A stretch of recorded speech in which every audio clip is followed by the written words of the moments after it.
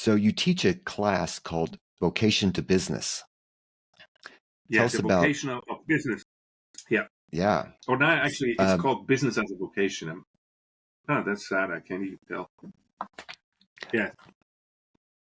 so tell us what's the essence of that class? Yeah. So that I know much better than the title. We just call it the vocation class, but it actually has a whole long title on the, um, on the class descriptions. And I'm sorry, I didn't memorize it, but it's the vocation class. Uh-huh. It does. So as you know, I'm a clinical professor, meaning I don't have a PhD. I'm not a tenure professor. I'm a practitioner. And so I show up here with a few of my pet peeves that I think are wrong or are improvable in business education, based on me Hmm. having hired hundreds, if not thousands, of people. So, Yeah. and and this vocation of business class is the intro class at the Bush School of Business at CUA.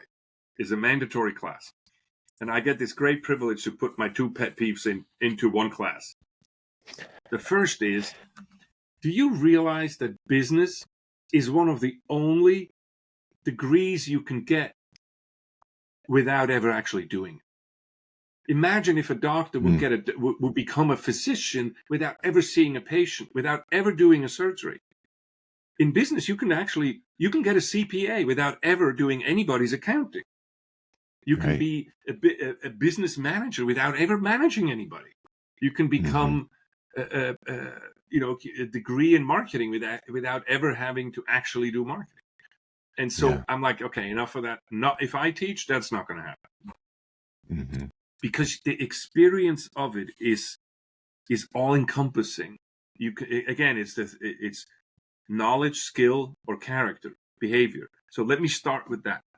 So in my class, when you come to CUA to study business, I will welcome you at the end of August and talk about business. And by early September, I will ask you to start a business. I'll tell you a little bit about business, of how this works. How may I help you? I use my God-given talents to create value for you. If that value is greater than it was when I started with it, that's called a business. Yeah. And I've taught 1,000 by now, probably 1,600 students. I've never had one that couldn't start a business. So every freshman at CUA's business school starts a business in this vocation of business. Part of the reason is that without running a business, you never understand. I can never undo a few of the primary prejudices or misunderstandings about business that we can argue all about unless you experience it, and then we won't have to argue about it anymore. Business is Right. not, anybody who starts a business doesn't do it primarily inspired to make money, because there's easier ways to make money than starting a business. It's actually the primary way to lose money is to start a business.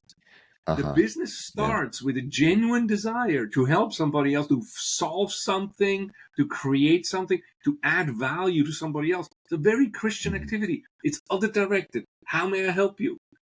Right. Look, I can argue all I want. The best way to find it out is if I'm forcing you to do it, because then it's like riding a bicycle. You can't even explain it. You just know it works. You don't have a PhD in physics, but you can ride a bicycle, which is as complicated as a PhD in physics. Once you run this company, you will understand. And that I achieve. I created a whole process for the students to do this. It's a small little company. Many times it's something on campus or an online and a marketing affiliation or something. But it's enough for me to teach you, or for me to have you experience what business is really all about. So that's one strain, and we go through, and I sort of push you not until you fail, but I certainly make you try it out until it's stress tested, right? My last lecture is this conviction, is a lecture that I call Failing into Success. And it's a big misunderstanding that you have in business to say, oh, I have this one idea and this is it. And then people commit to this and they misunderstand. Again, the economy is for people, not people for the economy. The idea is the economy. the asset in business is you, not the idea. Let go. If the idea doesn't work, let go of it. The asset is you, right? And if Right. you go on to the next idea, if you stick with the one that doesn't work, you never get to the next one. So I do the failing into success to say success is built on failure if the failure is used in a learning way and to contemplate it and take lessons from it.